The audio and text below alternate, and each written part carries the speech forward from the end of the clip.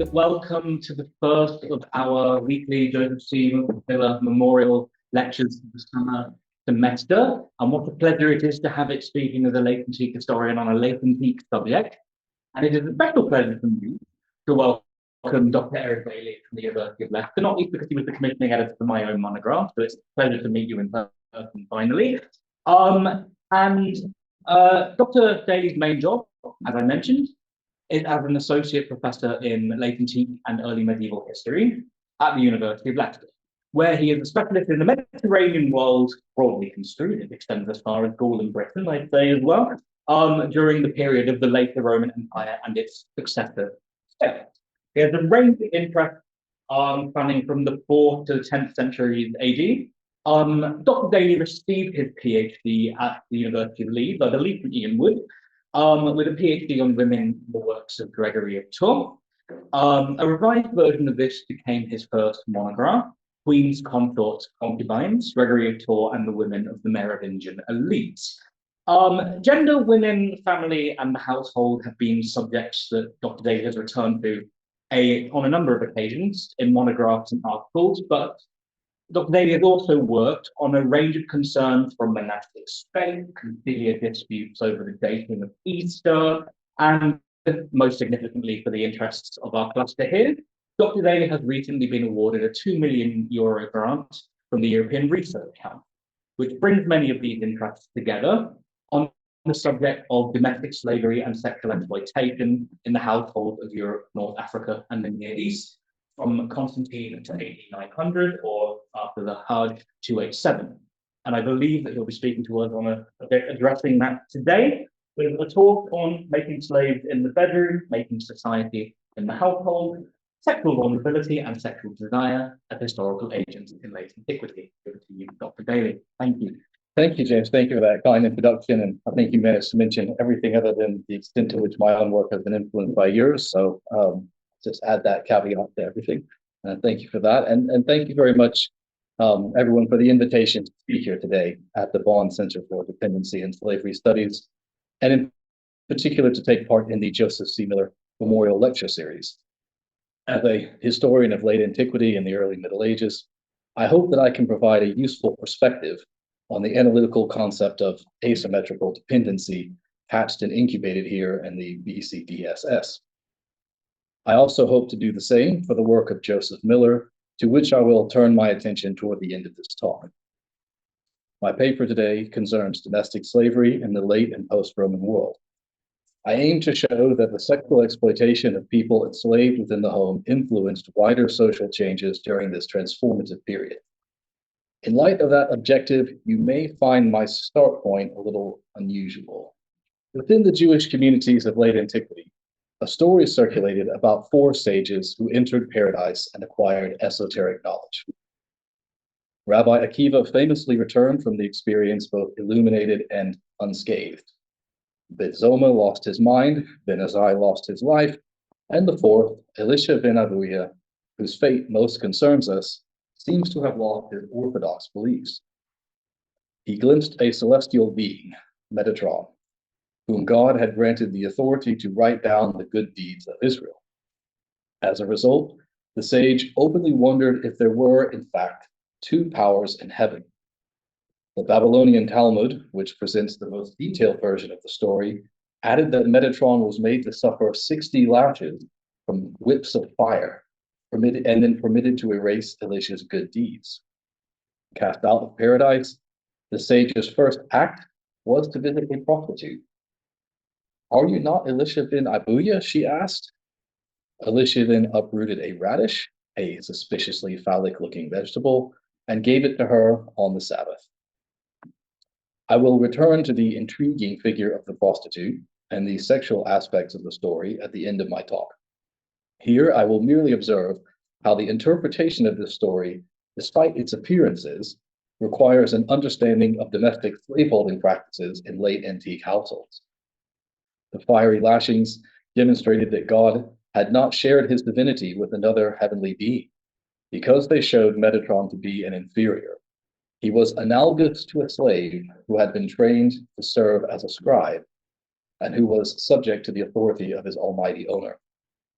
Metatron was to the divine household what literate slaves were to many earthly households, skilled yet owned bodies deployed to perform valuable yet difficult tasks. We are reminded of mundane examples that appear occasionally in our sources. The 4th century intellectual and biblical translator Jerome boasted how he made his scribe work through the night. And a scribe of Ausonius, the 4th century poet and rhetorician, tried to flee his master. Late antique slave owners displayed these enslaved people to confer prestige upon themselves, even in death, as seen here on the ornate sarcophagus of a Roman lawyer, Valerius Petronianus.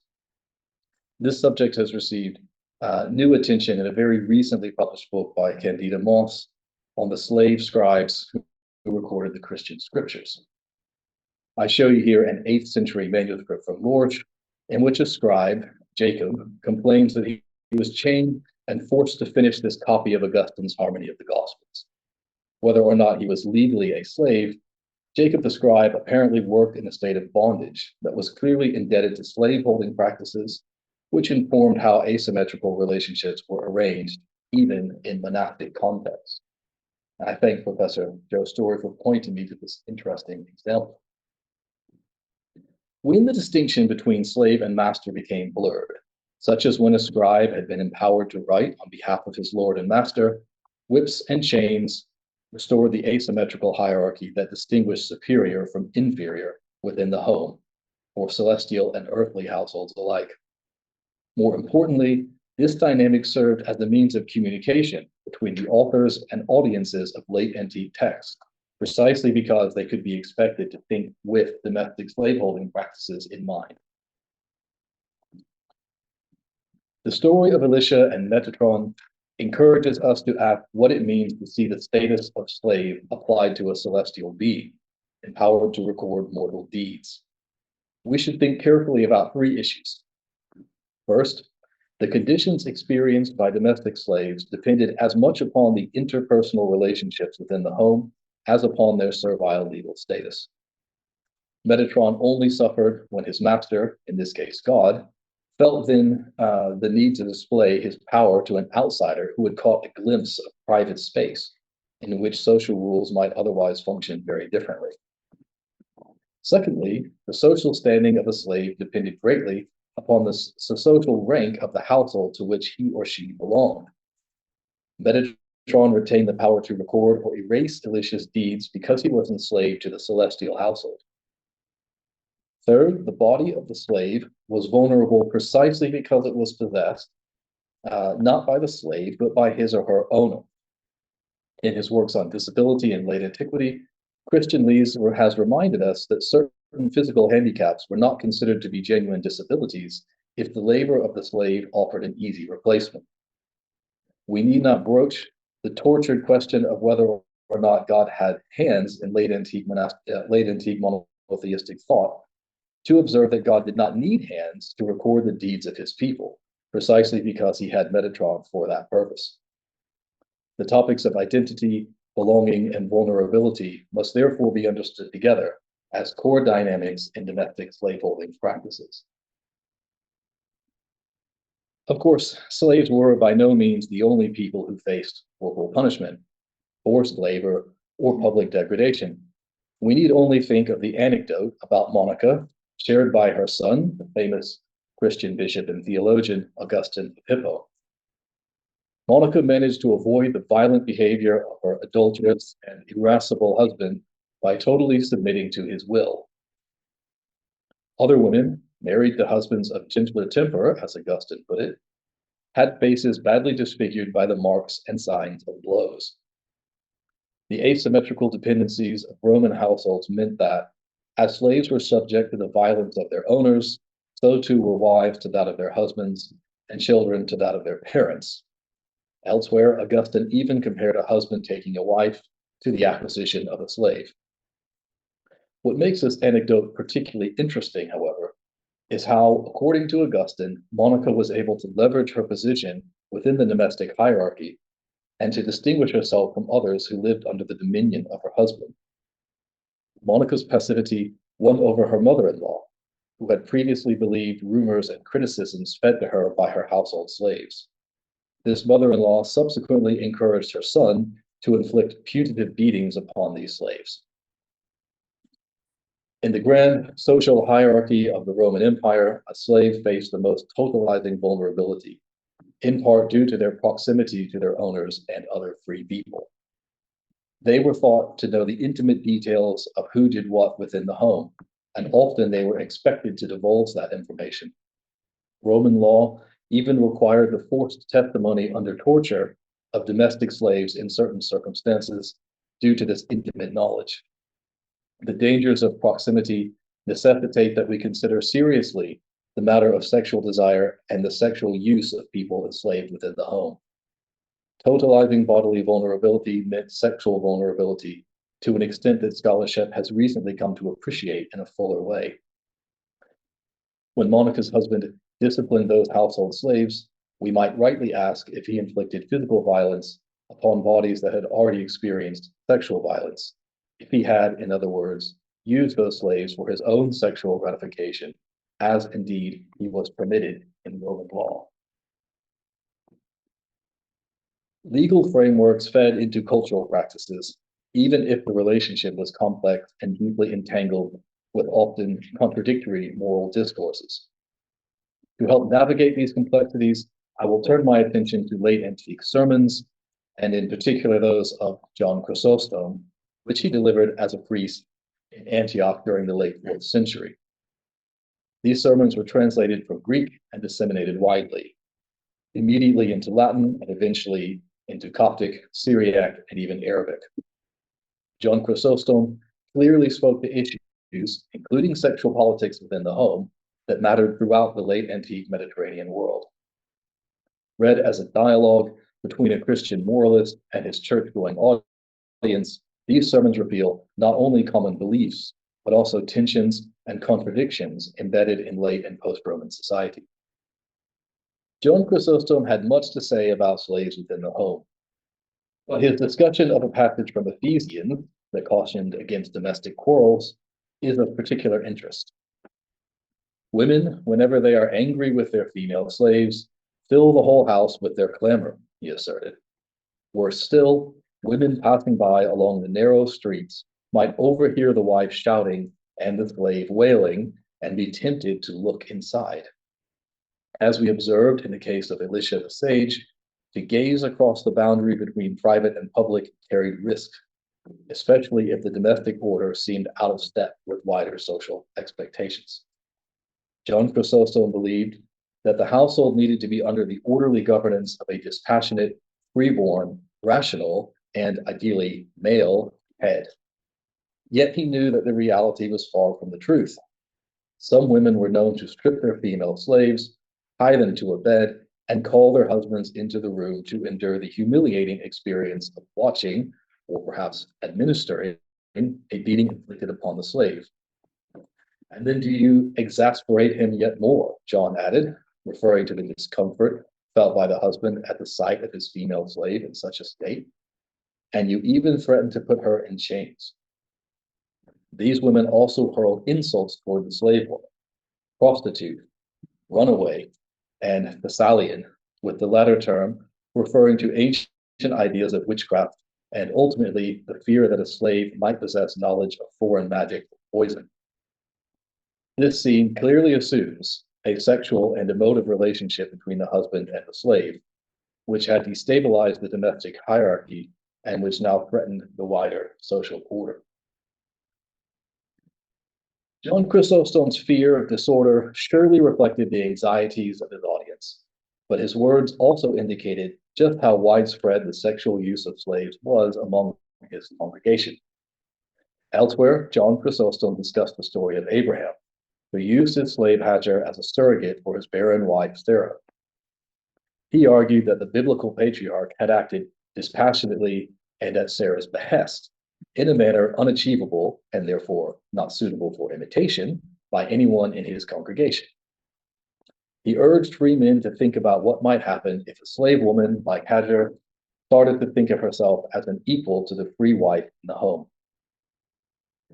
Theodoret of Cyrus, a younger contemporary of John Chrysostom, expressly complained that some people used the example of Abraham to justify producing offspring from their slaves. Theodore was also from Antioch, but such concerns can be seen throughout the greater Mediterranean. The sermons of Caesarius, Bishop of Arles, until his death in 542, likewise expressed his opposition to precisely the same justification, together with several other rationalizations that he heard from the men in his congregation. Slaveholding men in Arles apparently claimed that a slave might serve as a suitable sexual outlet, especially if they were unmarried or traveling for business or for war or at the behest of the king. Caesarius himself, like many clerical authorities, opposed all sex not aimed at the production of legitimate offspring. His uncharitable reproduction of these arguments, though clearly presented as straw men, nonetheless offers a glimpse into widespread but poorly recorded rationalizations popular in public discourse. Indeed, the sexual use of domestic slaves was so widespread, Caesarius complained that he was unable to issue any official sanction for it, though he very much wanted to, because he could not excommunicate every free man in his congregation. Preachers like Caesarius of Arles and John Chrysostom worried that sin stalked the homes of their congregations. Here I show you a Roman home from Pompeii. Their concerns were almost always for the free people in the household. Caesarius reassured his congregation that he understood slaves were untrustworthy and that they were conniving sources of temptation. John Chrysostom likewise said that he agreed with corporal punishment as a necessary technique for disciplining slaves who were often troublesome. The compulsion of the chains will be the starting point of her chastity, he remarked about a slave woman in particular and what he considered to be their propensity for licentious behavior. Here we see the vulnerability of homes. In this case, he had in mind a Christian slave whose behavior ought to be controlled for her own good. John Chrysostom also applied these sorts of principles in milder forms to the free but dependent people within the home. Husbands needed to govern their households firmly, lest their wives or children become tyrants over them. Tyrant, he uses the word tyrant specifically. The home was, in fact, like a city or a state under the governance of a male authority, with similar skills and approaches applicable in both contexts. Free men themselves shared asymmetrical obligations to one another, thereby joining households to each other to construct the very foundation of society.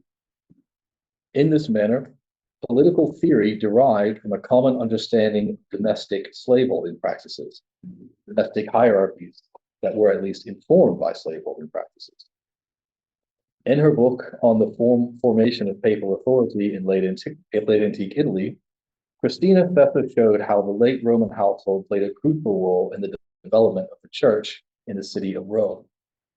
To apply her insights more widely, it can be said that ecclesiastical administration, and especially the Domus Episcopalis, was deeply informed by domestic structures. No wonder that the sexuality of slaves within the home concerned leading ecclesiastical figures like John Chrysostom, who later became Archbishop of Canterbury.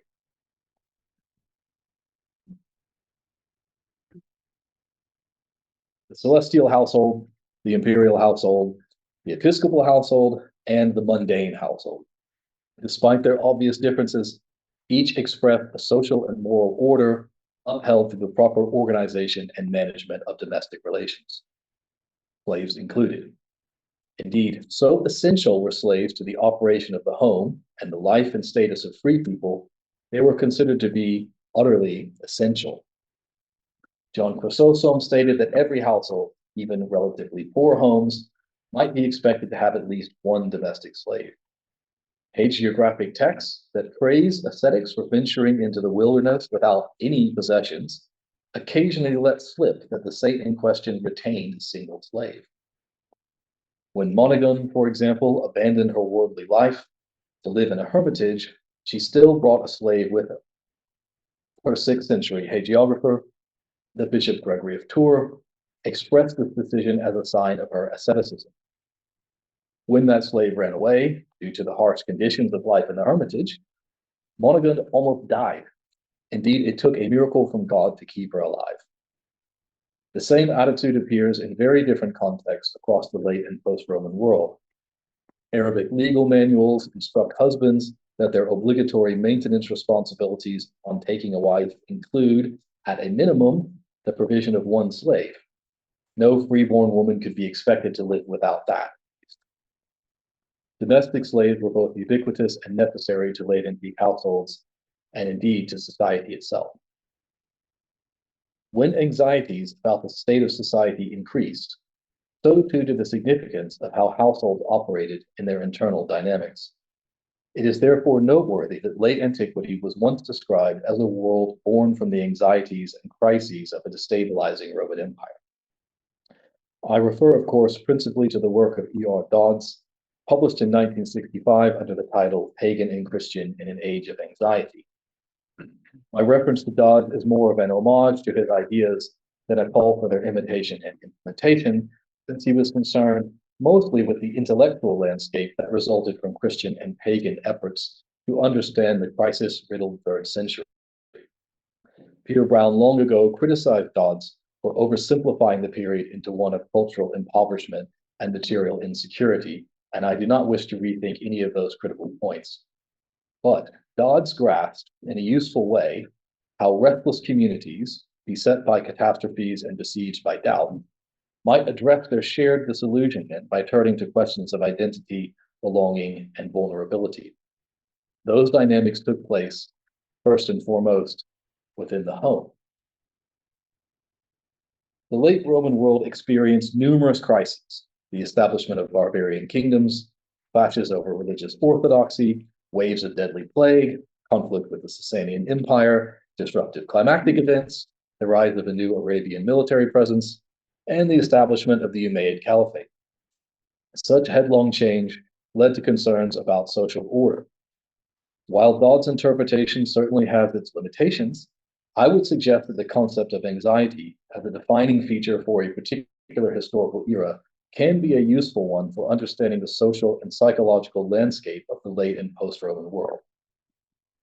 On the one hand, the presence of people enslaved to the household enabled the freeborn elite to negotiate and to display their own status in a manner that stabilized identities and hierarchies in a time of change.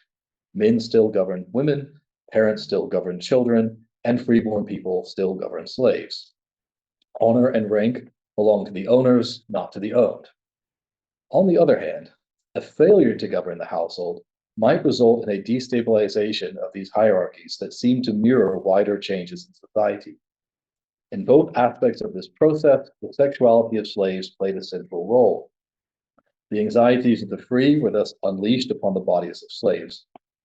An examination of sexual desire and sexual vulnerability, therefore, holds the potential to unlock a new understanding of late and post-Roman social hierarchies and cross-cultural exchange. This aim lies at the heart of DOSE Project, an ERC-funded research project under my direction that brings together a team of researchers to investigate the sexual exploitation of domestic slaves in the greater Mediterranean world of late antiquity. What I am presenting to you today represents an illustration of our thinking thus far as a team and some of our working conclusions. In what follows, I will point out examples of our recent and ongoing research as and where relevant. The anxieties of a society are often felt more acutely along the frontiers. With that in mind, I would like to turn our attention to Edessa, a city situated on the eastern edge of the Roman Empire that serves as a setting for a remarkable story known to us as Euphemia and the Goth. Sat atop the Fertile Crescent, Edessa had long enjoyed prosperity, but in the late 4th century, its residents feared both Sasanian expansion from the east and barbarian incursions from the north. The population, it must be said, was equally anxious about its obligations to pay heavy taxes and to bill its soldiers in the service of the empire. Its residents knew what was at stake for them. They benefited from trade across imperial frontiers, which involved the acquisition, transport, and sale of slaves, and so they worried what might happen to them if the empire lost control of its eastern lands.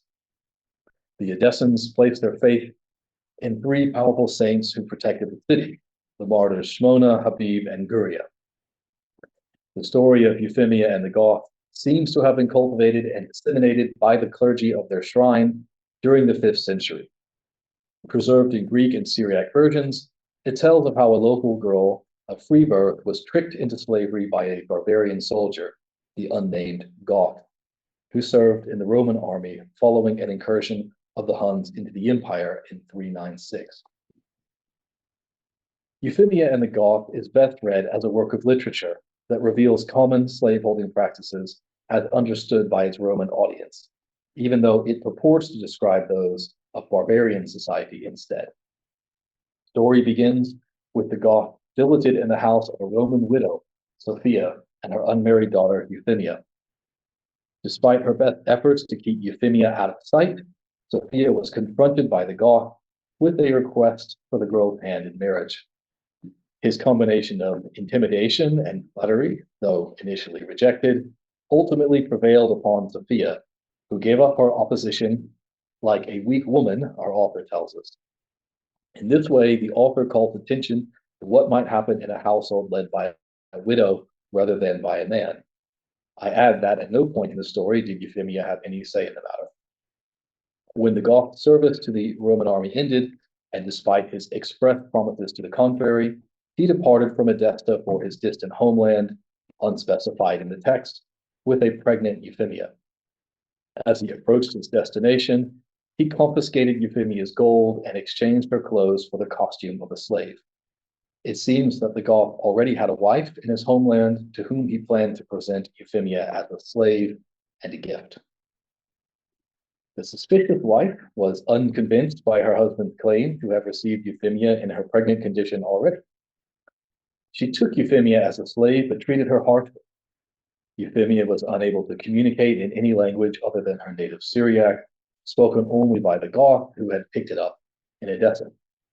Here we are reminded that foreignness and linguistic difference featured often enough in domestic slaveholding practices, even if sometimes only at the level of accent and dialect. When Euphemia gave birth to a son, his appearance spoke for itself, because he looked unmistakably like the Goth, whose wife found the situation intolerable. She had the boy poisoned, but Euphemia managed to recover some of the poison from her dead son's mouth, and she used it to kill the Goth's wife in revenge. Euphemia was punished by being locked in her deceased mistress's tomb, in service forever. In desperation, she prayed to the three martyrs of Edessa, who answered her pleas and miraculously transported her to their shrine. Later, the Goth, unaware that Euphemia had survived her fate, found himself back in Edessa, again in service to the Roman army, where he suffered execution for the crime of enslaving a freeborn Roman citizen. The story concluded with restorative violence inflicted upon the body of the Goth. Euphemia, though freeborn, had suffered slavery, the loss of sexual honor, and the death of her son. Metaphorically, the inversion and restoration of this bodily hierarchy through violence and the intervention of the saints served to demonstrate how barbarians needed to be punished when, in the service of the Roman Empire, they pursued their own agenda and enrichment at the expense of their hosts and benefactors. Though penned by a Roman author for a Roman audience, the story presented domestic discord along terms remarkably similar to those found in the preaching of John Chrysostom and Caesarius Aral. Euphemia and the Goth offered no critique of slavery, but instead a reassurance that God and his saints could be expected to intervene, eventually, to maintain the Roman social order. The distinction between rightly and wrongly enslaved people is crucial to understanding this story, and indeed to understanding late antique ideas about slavery itself. It explains how figures such as Ambrose of Milan in the 4th century might denounce the enslavement of freeborn Romans and even ransom his fellow citizens when they were wrongly enslaved, while simultaneously upholding the right of Romans to enslave others and to exert dominion over them within their homes. It also explains how Orosius, a priest and historian writing in the early 5th century, might lament the contemporary barbarian incursions that resulted in the enslavement of Romans, but glorify ancient Roman victories, such as those of the Punic Wars that led to the capture of 50,000 Carthaginians as slaves. I believe it is important to take a step back here and to note how terms like enslaver and enslavement might have had both positive and negative connotations to Roman authors, depending on who did what to whom. Not only does this emphasize for us historians of late antiquity the centrality of identity during the period, but it also cautions us against adopting these terms ourselves, enslaver and enslaved, as preferable ways to reference a slave trader or a slave owner, for example, and the slaves in their possession. Scholarship on ancient history has, in recent years, increasingly adopted such language, especially the term enslaved person, without much discussion about the matter.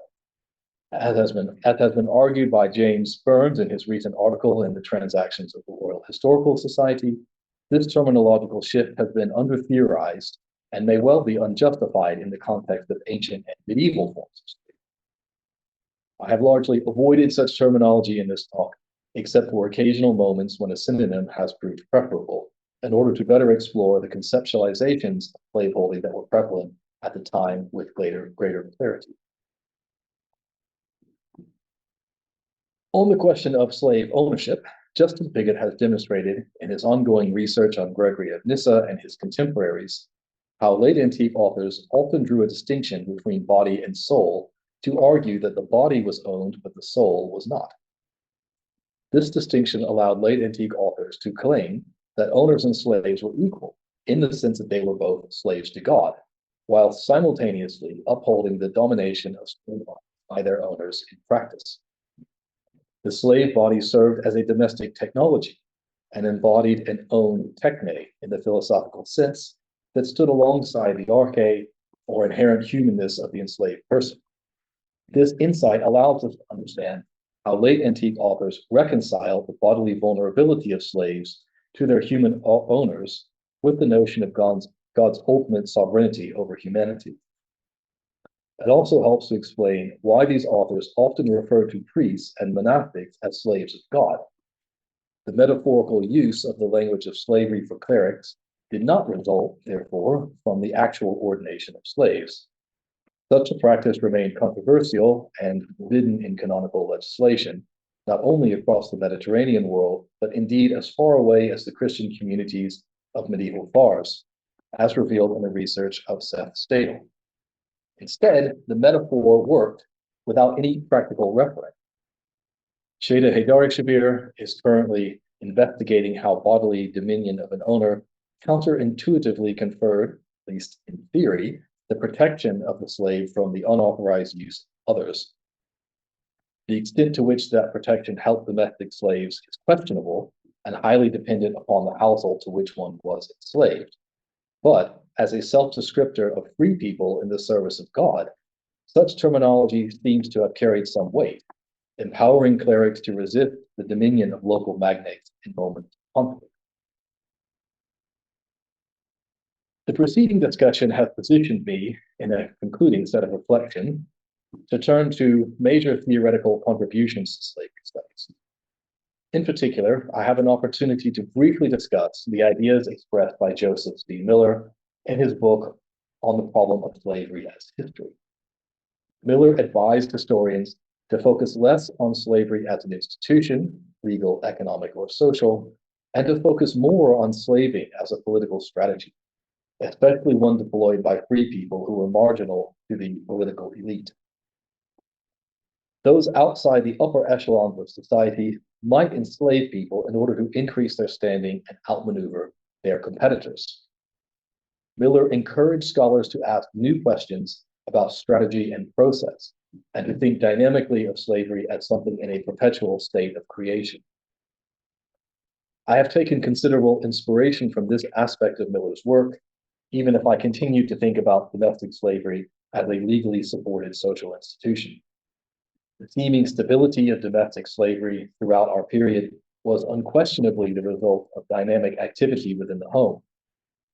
Through extreme bodily vulnerability, manifest even in seemingly mundane interactions, slaves were made to accept and internalize their servile identity. Wider social hierarchies were thereby produced in domestic context. In an age of anxiety, even high-ranking individuals might feel marginal to the world-shaping forces and supernatural powers that swept across the greater Mediterranean world. By deploying Miller's insights in new ways, it is possible to enrich the idea that identities were formed through personal relations within the home, and to highlight the intentional efforts of historical actors who were swayed by their own fears and desires. As a result, it is necessary to reassess some of the institutionally oriented definitions of slavery that Miller asked us to rethink, though I can only do so here very briefly. 30 years before Miller's study on the problem of slavery, Orlando Patterson had published his Slavery and Social Death, which defined a slave as a socially degraded person, alienated from his kin and deracinated from his home. Patterson's definition contrasted that offered by Moses Finley 2 years earlier in his Ancient Slavery and Modern Ideology. Finley had followed more traditional thinking and conceptualized slavery as a matter of property. A slave was an owned person, devoid of rights and subject to a master's will. Both views require some reworking in light of what I have presented today.